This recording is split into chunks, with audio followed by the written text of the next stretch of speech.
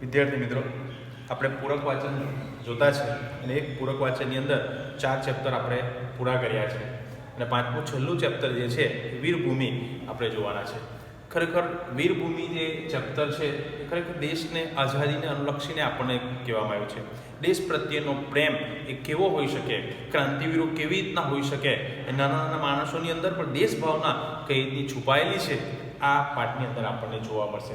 આની અંદર ભાષાઓ જોઈએ છે, ભાષાઓ બધી અલગ અલગ પ્રકારની, ગામની, ડાંગની જેવી બધી અમુક ભાષાઓ તમને જોવા મળશે. એ શબ્દો બી આપણે કરવાના છે. હવે પહેલાં વાત કરીએ વીરભૂમિ. લેખક એમના છે અરવિંદ પંડ્યા, બરાબર છે. ત્યાર પછી એમનો પૂરો પરિચય આપણે મેળવીએ. પૂરું નામ છે અરવિંદ એમ પંડ્યા, વતન સાબરકાંઠા જિલ્લાના હિંમતનગર પાસેનો રાયગઢ, બરાબર. એકાંકી નાટકો એમના છે તૃષ્ણા, ગુલાબી સ્વપ્ન, ચિત્રાગ્નિ, હું નથી. ત્રિઅંકી નાટકો વિછુડો, મહાકાલ, ભાવભંગ, વીરભૂમિ, બરાબર. ત્યાર પછી નાટ્ય લેખક તરીકે તેમજ દિગ્દર્શક અને અભિનેતા તરીકે પણ તેમનું મહત્વનું પ્રદાન રહ્યું છે. આ એમના પરિચય આપ્યો છે. હવે અહીંયા જે આવશે તે પાત્રો છે. આ પાઠની અંદર કયા કયા પાત્રો છે? કોઈ પણ જ્યારે આપણે નાટક ભજવવું, એકાંકી નાટક છે આ, તો એકાંકી નાટકની અંદર પહેલાં પાત્રો આપણને કરવું પડે. પિક્ચરમાં કેમ પહેલાં પિક્ચર બનાવવું હોય તો પહેલાં એના પાત્રો એને પસંદ કરવું પડે. હીરો કોણ, બરાબર, હિરોઈન કોણ, વિલન કોણ. તમે અહીંયા પણ પહેલાં પાત્રો, આપણે પણ નાટક સ્ટેજ પર કરો તો પાત્રો, તો આટલા પાત્રો અહીંયા આવે છે. પ્રવક્તા મોતીલાલ તેજાવત, હવે જીવા પુષ્કા ખરારી, સુરજી નીનામા, જનરલ ચટ્ટન, અંગ્રેજ તથા દેશી સોલ્જર, આદિવાસી નેતાઓ બીજા પણ છે, તથા સ્ત્રી પુરુષો, બાળક, આટલા બધા પાત્રો. આટલા આપણને આ નાટક કરવું હોય, આપણે પણ નાટક કરવું હોય તો કરી શકાય, પણ એને આપણે આટલા પાત્રો આપણે જોઈએ. હવે આપણે મુખ્ય વાત કરીએ, પ્રસ્તાવનાની વાત કરું છું. આ પ્રસ્તાવનામાં શું આપેલું છે તે આપણે ચોપડીની અંદર જોઈએ. અંગ્રેજોએ ભારત દેશને ગુલામ બનાવ્યો. સ્વતંત્ર થવા માટે તમામ ભારતવાસીઓએ સઘન પ્રયત્નો કર્યા. ગાંધીજીની રાહે ચાલીને આઝાદી મેળવી. ગુજરાતમાં, આ ઘટના ગુજરાતની છે, ગુજરાતમાં આદિવાસી ગરાસિયા એટલે ભીલ જાતિઓ લોકોએ આઝાદી માટે અનેક બલિદાન આપ્યા, પરંતુ તે ઘટનાને પ્રસિદ્ધિ મળી શકી નહીં. આજે આપણે જોઈએ છીએ બીજી બધી જે વાતો છે તેને બહુ આપણે કરી છે કે આઝાદી વખતે ગાંધીજીએ શું કર્યું, એ દાંડી કૂચ કરી, આપણે બધું આપણે કે ઇતિહાસના પાના ઉપર લખાયેલું છે એટલે આપણને ચોક્કસ ખબર. પણ આવા લોકોએ પણ આ આઝાદી માટે ઘણા પ્રયત્નો કર્યા, પણ ઇતિહાસના પાના ઉપર આપણને મળે નહીં. આપણે વાત કરે, જો તમે કંઈક જોજો કે લગાન ફિલ્મની વાત કરે ત્યારે પેલો છેલ્લો ડાયલોગ છે ને, અમિતાભ બચ્ચન તમને ખાસ કહે કે આવી જ જે ઇતિહાસના પાના ઉપર આવી જ એક સ્ટોરી, એટલે કે ભુવનનું નામ એ ક્યાં ખોવાઈ ગયું એ ન ખબર પડી. એટલે આવી બધી સ્ટોરી જ્યારે આપણે પિક્ચર જોઈએ ત્યારે ખબર પડે કે આવું પણ ક્રિકેટ પણ અમારી છે અંગ્રેજો વચ્ચે ગયા, ત્યારે આપણને ખબર પડે. તેમ આવા ઘણા જે ભીલ લોકોએ આઝાદી માટે ઘણા પ્રયત્નો કર્યા, પણ ઇતિહાસના પાના ઉપર આપણને જોવા ન મળ્યા. એટલે અહીંયા આજે આપણે તે જોવાના છે. કઈ ઘટના છે તે? બલિદાન આપ્યા પરંતુ તે ઘટનાને પ્રસિદ્ધિ મળી શકે નહીં. જલિયાવાલા બાગના હત્યાકાંડથી પણ ભયાનક હત્યાકાંડ અંગ્રેજોએ પાલ દદભાવ સ્થળે આચર્યો હતો. હવે વિચાર કરો, આપણે જલિયાવાલા કાંડ સાંભળતાની આપણને ખબર પડે કે કેટલા માણસને ગમે તેમ મારી નાખ્યા, પણ આ તો જલિયાવાલા જે હત્યાકાંડ જે છે એમને પણ શરમાવે તેવું અહીંયા તો આ ખરાબ ચિત્ર અહીંયા આપેલું છે, જેમાં 1200 જેટલા વનવાસીઓ પોતાનું પ્રાણનું બલિદાન આપ્યા. કેટલા? 1200 જેટલા. ત્યાં તો પહેલાંમાં તો લેવાનો તો ઓછા, આ તો 1200 જેટલા. એમાં એના કરતાં પણ હત્યાકાંડ વધારે થયો હતો, તે થયું હતું. ગુજરાત સરકારે દરભાવ સાબરકાંઠા જિલ્લામાં શહીદોને શ્રદ્ધાંજલિ સ્વરૂપે સ્મારક પણ બનાવ્યું. આજે ત્યાં સ્મારક પણ બનાવ્યું છે શહીદોને શ્રદ્ધાંજલિ માટે. શાળામાં ભજવી શકાય તેવું આ નાટક આઝાદીના અપાયેલા આદિવાસીઓના બલિદાનોને વાચા આપે છે, બરાબર ને? આ નાટક શાળામાં પણ ભજવી શકાય. આઝાદી એટલે કે આપણે સ્વતંત્ર દિવસ 15મી ઓગસ્ટ છે, 26મી જાન્યુઆરી તમે ભજવી શકાય એવા નાટકો અહીંયા આપેલું છે. પાત્ર સૃષ્ટિ, આપણે પાત્રની વાત કરી ગયો, આટલા બધા પાત્રો આવશે. હવે આપણે પાઠ તરફ જઈએ. પ્રવક્તા એટલે કે બહારથી બોલવામાં આવે, સ્પીચ બોલવામાં આવે, કોઈ પ્રવક્તા બોલે નાટક શરૂ થવા પહેલા. અરવલ્લી ગિરિમાળામાં આવેલા સાબરકાંઠા જિલ્લામાં ઈશાન્ય ખૂણે આવેલ આદિવાસી વિસ્તાર પાલ દદભાવની આ સત્ય ઘટના છે. આપણે કેમ સ્ટેજ પર અમુક નાટક સ્થિર થઈ જાય, અમુક ખાલી પ્રકાશ જ પડેલો હોય, બધા પાત્રો સ્થિર અને બહારથી અવાજ આવે, તેવી રીતના પ્રવક્તા એક અવાજ કરે.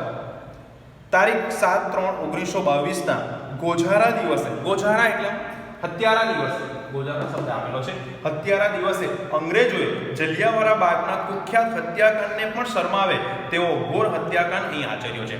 અહીં કેવો હત્યાકાંડ? તો કે જલિયાવાલા બાગને પણ શરમાવે એવો હત્યાકાંડ અહીં આચર્યો છે. એમ કે 1200 જેટલા ભોળા અને નિર્દોષ આદિવાસી વનપુત્રોની નિર્મમ એટલે કે મમત્વ વિનાનું કોઈ જાતનું માણસાઈની મમત્વ વિના હત્યા કરી હતી. વળી આ ઘટનાને છુપાવી પણ હતી. ગુજરાત સરકારે આ સ્થળે શહીદ સ્મારક વીરભૂમિ બનાવી શહીદોને શ્રદ્ધાંજલિ આપી છે. બરાબર, સ્મારક બનાવીને અહીંયા શ્રદ્ધાંજલિ પણ આપી છે. વર્ષોથી આ પહાડી પ્રદેશમાં ખમીરવંતા, ડુંગર, ભીલ આદિવાસી વનપુત્રો સરળ અને સ્વતંત્ર મિજાજથી વનજીવન જીવતા હતા. એટલે કે આ વિસ્તારની અંદર બધા જે ભીલ લોકો પોતાની કુમારીને સારી રીતે જીવન જીવતા હતા.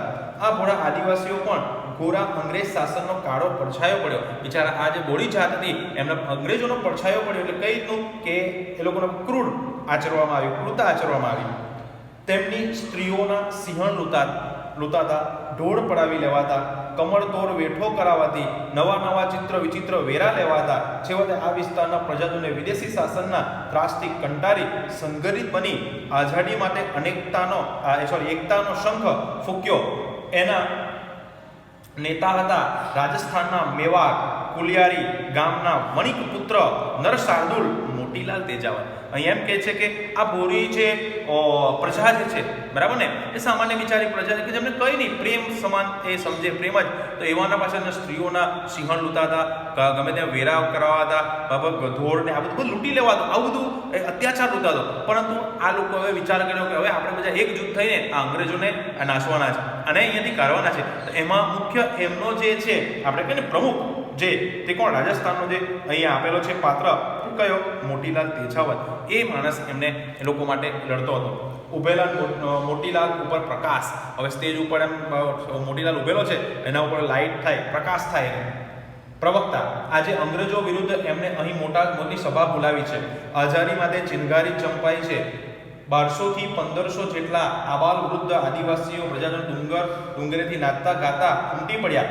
બાજુમાં ઉભેલા જીવા કુસ્કા ઉપર પ્રકાશ. બરાબર, સ્ટેજ ઉપર પેલા મોતીલાલ તેજાવત મુખ્ય જે છે તે, એની બાજુમાં જીવા કુસ્કા કરી છે, મેન જે ગામના જે છે તે પાત્રો, અને આ બાજુ આખી પ્રજાજનો ડુંગરેથી નાચતા નાચતા, ખબર છે આપણે આદિવાસી નાચતા નાચતા આવે એમ આખી પ્રજાઓ પડાવે, એને કોઈ સંબોધન કરવાના હતા એ આવી, એવું અહીં આપણને નાટક ઉપર કે સ્ટેજ ઉપર એવું ચિત્ર બતાવે છે.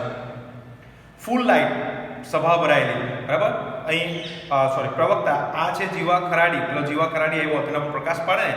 મોતીલાલનો જોરદાર ચપ્પર અને કુનેહબાજ આદિવાસી નેતા.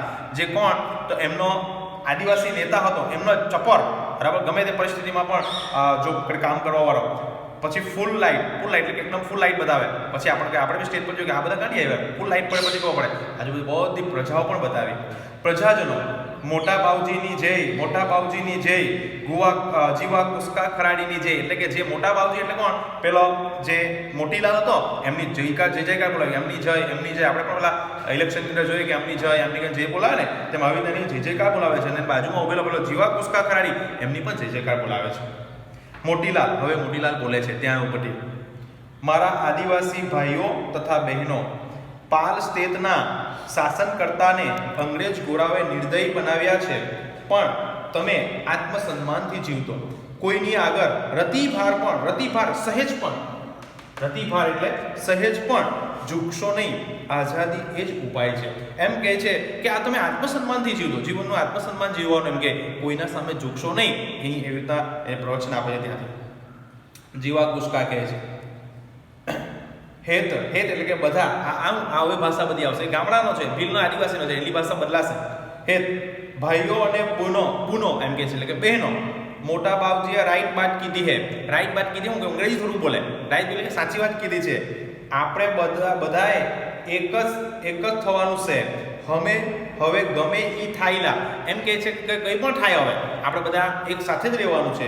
જીવ કાઢી આલો, મરો કે મારોલા, દૂરથી. બરાબર, એવી રીતના વાત કરે છે કે આપણે મળો કે બરાબર કે મારી નાખો, હવે એવું જ કરવાનું છે. એમ કે છે. અચાનક હવે દૂરથી ટેકરી પરથી ભયસૂચક ઢોલનો સંકેત સંભળાય છે. આ બાજુ ઢોલ આદિવાસીઓના આજુબાજુ પણ બધા માણસો હોય તો અચાનક પેલો શું સંભળાય છે, અવાજ સંભળાય છે.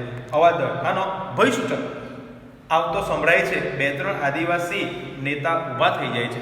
હવે અચાનક ત્યાં સભા ભરાયેલી હોય છે અને અવાજથી પહેલાં આદિવાસીઓ પણ બધા મૂકેલા હોય ગુપ્તચર, કંઈ પણ થાય એટલે અલગ અલગ પ્રકારના અવાજો વગાડે. તેમ અહીં પણ પેલો ઢોલક વાગ્યો પણ કેવો ભયસૂચક કંઈક થવાનું છે એટલે સંકેત આપ્યો દેવો, એટલે ભયસૂચક અવાજ સંભળાય છે. આ બાજુ છે તે નેતાઓ ઊભા થઈ જાય છે. આપણે ત્યાં સુધી જોઈએ હવે શું થાય છે આગળના પેજ પર આપણે જોઈએ.